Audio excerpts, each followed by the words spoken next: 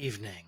Our top story tonight, training camp is back. We are 50 days from NFL kickoff, Kansas City Chiefs versus Detroit Lions. And we've got some news. The Kansas City's rookies and quarterbacks have reported for training camp. We've got an update on Isiah Pacheco's injuries. We've got an update on Kendre Miller's injury as well. Leonard Fournette is working out for the Patriots. We have news. We have so much news, and it is a great feeling. This is going to continue as training camps continue to roll along. We're going to have news on news on news, and that is why you tune in to Player Profiler Today.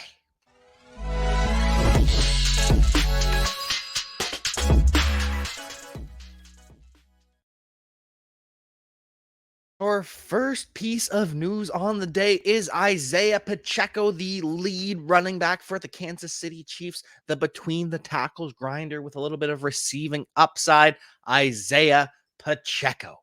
Now, we were worried that Isiah Pacheco, he would not be practicing to start training camp. He underwent two off-season surgeries, one to repair a torn labrum in his shoulder, the other to fix a broken hand. And Isiah Pacheco played through those injuries in the Super Bowl.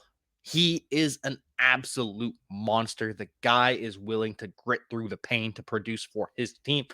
And let's be honest, Isiah Pacheco probably hurt the running back market quite a bit when you win a Super Bowl with a lead back drafted in the 7th round as your starter. Yeah, running back becomes a replaceable position. And it's also unfortunate for Pacheco because he's going to be cost controlled for the next 4 years, or at least 3 more years after his initial rookie season, but then they can franchise tag him. Oh, running backs, it is unfortunate, but the good news for Isiah Pacheco and the Kansas City Chiefs, he is practicing.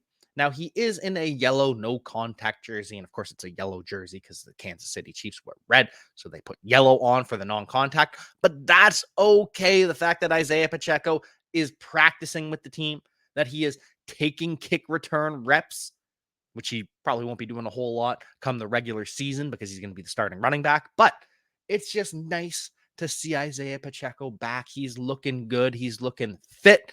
Isiah Pacheco is locked in as a rock solid RB2 with the upside for more. Because once Isiah Pacheco entered the starting lineup, or at least became a regular fixture of the Kansas City Chiefs offense, over his final 12 games with the Kansas City Chiefs, including the playoffs, he put up double-digit fantasy points in 10 of those 12 targets. Isiah Pacheco, just a rock-solid RB2 no matter what. He is just going to get double-digit points. And then we saw in the AFC Championship against the Cincinnati Bengals, he drew 6 targets. The guy can catch the ball out of the backfield. I'm excited about Isiah Pacheco. I am happy that he is back at practice. This is just the best news that we could have possibly gotten, and it's just going to continue along. Less good news for the Kansas City Chiefs. Rashee Rice looked rough today in practice. Now, again, it's practice. We're talking about practice, but practice does matter. Rashee Rice was struggling. It was too hot. He had to go inside for a little bit, left practice, came back to practice, returned, and then threw up on the field. But hey, Rashee Rice is in good spirits about it, says that he's got no issue with throwing up. That just means he's working hard, and that is a good thing. I don't know if it's a good thing, but hey, at least he's taken it in stride. It's not going to be the end of the world. We remember the Treylon Burks asthma that plagued him throughout training camp. It's fine, all things considered. But with Sky Moore reportedly having the inside track at that slot receiver position, this just is going to put Rashee Rice a little behind the 8 ball if he is not in tip-top physical condition like we know Sky Moore is. But we'll see once Sky Moore reports to training camp, once all these other receivers report to training camp. Remember, right now, it's just the rookies, the quarterbacks, and the guys coming off of injury. So that's why Isiah Pacheco is at practice. That's why we got the good news early on him. Were he healthy, he wouldn't have shown up to training camp for another couple of days, which would have been fine. But they wanted him in early so the doctors could check him. And the doctors said, yup, check that off. Isiah Pacheco is healthy. So we'll have more updates as the rest of the Kansas City Chiefs continue to roll in. We'll be able to tell you who the RB3 is behind Isiah Pacheco and Jerick McKinnon. It's going to be CEH to start the season, but Deneric Prince is going to be hot on his heels. And if you want to know more about Isiah Pacheco from yours truly, because I covered him for the world famous draft kit, Podfather, take it away. Hey, it's the Podfather of great news. The 2023 draft kit is live. It is world famous. Why? Because it is the best resource for winning fantasy football championships that exists. There are rankings and cheat sheets for every format you can imagine. We have projections both at the team level and the player level. And wherever you are, you can click on a player, open them up, and see in-depth written analysis about what to expect in fantasy football from that player this year. And then you can click on the team, and you can get even more in-depth analysis, all the drivers of fantasy production, both in a positive and negative direction for that team, including a signature trend. And the graphics are incredible. So these team insights, they give you the team-level projections, the vacated targets, the vacated areas, and that one dynamic for each team that you need to know when making decisions on draft day. And we added a bunch of features. Individual cheat sheets for Theo and Billy and Dario. So you could take your favorite analyst and download their personal draft cheat sheet. And then in the commissioners section, also brand new this year, Memphis Young lays out everything you need to know to manage a league, do's, don'ts, tips, and what the more innovative fantasy commissioners are doing this year. That's presented by Trophy Smack. The whole package is presented by the Fantasy Football Players Championship, the FFPC, Ray Garvin, Derek Brown, the best minds in the industry contributing analysis. It's certainly not the most inexpensive draft kit on the market, but it is the best. PlayerProfiler.com/draft kit. PlayerProfiler.com/draft kit. Go get it. Now, as we at Player Profiler have become a full-blown machine learning company, the crowning achievement has to be the injury finder. We're now taking BMI data and injury history data and assigning a probability that a player is injured on any given touch. And not only can you see a player's fragility rating, their injury risk, we also have analysis from professional physical therapists breaking down all the major players that underwent surgery last year and what their rehabilitation looks like heading into 2023. There's a tool to compare players. There's a database where you can say, show me all the foot injuries, show me all the severe injuries, show me all the injuries requiring surgery. It provides you the key market intelligence to know what is the difference in probability that player X versus player Y will miss games this year.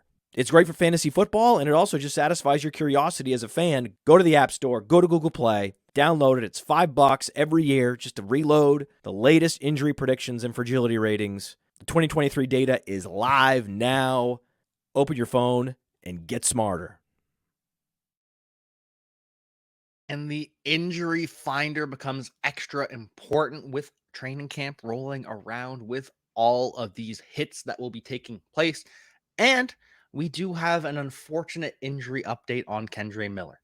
The news for Isiah Pacheco was good. The news for Kendre Miller is so far bad. It's not the end of the world, but Kendre Miller, the running back from the Saints drafted in the 3rd round out of TCU, has been placed on the non-football injury list. Now, there are a couple different ways you can land on the non-football injury list. Obviously, for Kendre Miller, this is because of the knee injury he suffered in college. But because this was a college injury, not an NFL injury, it's considered non-football, even though he literally hurt his knee playing football. It's the same thing as Jameson Williams. Jameson Williams last year tore his ACL at Alabama in a game. Well, it's considered non-football injury because it happened before the NFL. You can also end up on the NFI if you suffer an injury not playing football. Terrell Suggs, remember, he tore his Achilles playing basketball in his driveway. That was considered a non-football injury. And then teams can take away some of your bonus because of that, or the guaranteed money can be voided because you suffered an injury not playing football. Obviously, this doesn't apply to the rookies who suffered the injuries in college. That's written into their language. But Kendre Miller starts on the non-football injury list, and it's because he had a knee injury. He either had surgery to repair his MCL, or he had surgery to repair his meniscus, or he had surgery to repair both. And this is one of those big things with college to the NFL. is that we don't really always find out exactly what happened. And even in the NFL, we really don't find out what happened. We don't. With Zach Ertz, we know it was an ACL, but we don't know what other ligaments were torn. And for Kendre Miller, we don't know if it was the MCL, if it was the meniscus, or both. But if it was just the MCL, that would be a 4-month return to play. But if it's the MCL and the meniscus, that could end up being a 6-month return to play. Now, the Saints remain optimistic. They're saying he's going to work off to the side, that he is going to return for training camp, that this is not a concern, that this is not a medical issue, that this is just easing Kendre Miller back into a football life, into a football regimen. So we'll keep you updated. But for now, it is bad news for Kendre Miller, and it is great news for Jamal Williams. Jamal Williams could be the RB1 because Kendre Miller, if he does miss week 1, or if he does miss part of training camp, can't get up to speed, well, that's going to put him behind the 8 ball. And with Alvin Kamara potentially suspended to start the season, Jamal Williams is going to get a lot of people off to a hot start. Leonard Fournette is the other news that we have. Leonard Fournette is working out for the New England Patriots, and that's a bad thing for Ramondre Stevenson. Ramondre Stevenson was pretty open about the fact that he broke down at the end of the year, that the workload was too much for him, that he wanted some carries off, someone else to take part of the workload, which is understandable. And we had hope that, it'll just be Pierre Strong. Pierre Strong mixes in. He takes away some of those touches. Kevin Harris maybe takes some of the between the tackles carries. It'll all be fine if this is the case. It'll be a reduced workload for Ramondre Stevenson, but not too badly. But with Leonard Fournette potentially coming in, that's bad. It's as bad as Dalvin Cook. And I know that probably sounds crazy, but with Dalvin Cook, he was probably going to see more carries and less targets, potentially, maybe still some of both. But with Leonard Fournette, this essentially means that Ramondre Stevenson's not going to be on the field for third downs. Leonard Fournette was a better receiver than Ramondre Stevenson last year across the board. And it doesn't matter what category, other than targets, and targets are a skill, but 84 targets for Leonard Fournette, 88 targets for Ramondre Stevenson. So let's call that essentially even though we'll give that to Ramondre Stevenson. But across the board, Leonard Fournette was better. Leonard Fournette caught 74 of his 84 targets, while Ramondre Stevenson caught 69 of his 88 targets. So more targets for Ramondre Stevenson, fewer receptions. He had fewer yards, 421 yards compared to 529 for Leonard Fournette. Leonard Fournette averaged 6.3 yards per reception to 4.8 for Ramondre Stevenson. That's a 1.5 yard difference per reception in favor of Leonard Fournette. And Leonard Fournette was even more efficient as a route runner, 1.5 yards per route run. Ramondre Stevenson, 1.34 yards per route run. Leonard Fournette's just a better receiver than Ramondre Stevenson. And people want to say Uncle Len is washed, and they're wrong. People have thought Uncle Len was washed since his time in Jacksonville. He signs with the Tampa Bay Buccaneers. He proves he's not washed. And then he does it again. And then even last year, still goes out and is a dominant receiver. Leonard Fournette is bad news for Ramondre Stevenson, especially because it's the targets. It's the targets that are going to suffer. If it was just the carries, I'd be okay with it. But Leonard Fournette is going to be playing a lot of third downs. And Leonard Fournette is also a pretty damn good goal line back. He is a hammer on the goal line. Ramondre Stevenson is too, don't get me wrong, but there's a chance that Leonard Fournette becomes the LeGarrette Blount, that he's the one in on the goal line. And that would just mean Ramondre Stevenson is the early down between the 20s running back. That would mean Ramondre Stevenson is Damian Harris. And that would just be devastating. For Ramondre Stevenson, his ADP's got to fall. We thought we were safe, and we are very clearly not safe.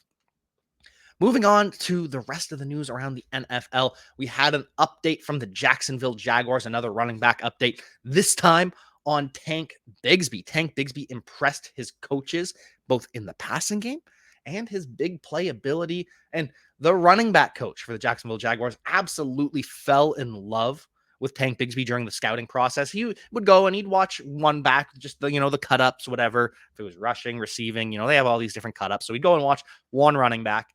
Okay, move on to the next one. All right, watch that. Move on to the next one.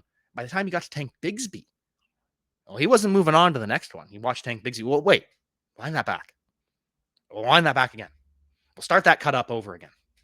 He just couldn't stop watching Tank Bigsby. And I know this is the time of year where people just lie and say that everyone's perfect, but these are the kinds of stories that I actually believe.